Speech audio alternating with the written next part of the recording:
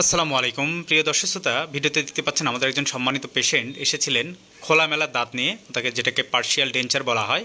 তো এই ডেঞ্চারটা করিয়েছিলেন কোনো এক হাতুড়ে ডাক্তারের কাছে, যিনি কোনো প্রিকশন না নিয়ে বা দাঁতের কন্ডিশন পর্যবেক্ষণ না করেই ভাসমান এই ডেঞ্চারটা করে দিয়েছিলেন, যার কারণে দাঁতটা এমনিতেই বাতাসেই নড়ে যাচ্ছিল। এই যে দেখতে পাচ্ছেন তার ডেঞ্চারের নিচে কতগুলো ভাঙা দাঁত আছে, হ্যাঁ, যেগুলো কোনো ট্রিম না করে, গ্রাইন্ডিং না করেই বা কোনো ভালোভাবে চিকিৎসা না করে এই ডেঞ্চারটা করিয়ে দিয়েছিলেন, হ্যাঁ, যার কারণে তার মুখে দেখা যাচ্ছে যে আলসার হয়ে গিয়েছিল এবং মুখের কন্ডিশন, ওরাল হাইজিনটা খুবই পোর।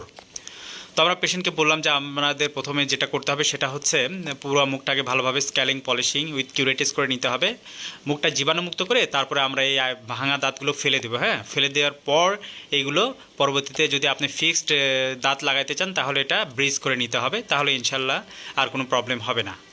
তো আপনাদের যাদের এরকম সমস্যা আছে চাইলে ডক্টর ডেন্টাল বগুড়ায় যোগাযোগ করতে পারেন। ধন্যবাদ। আসসালামু আলাইকুম রহমতুল্লাহ।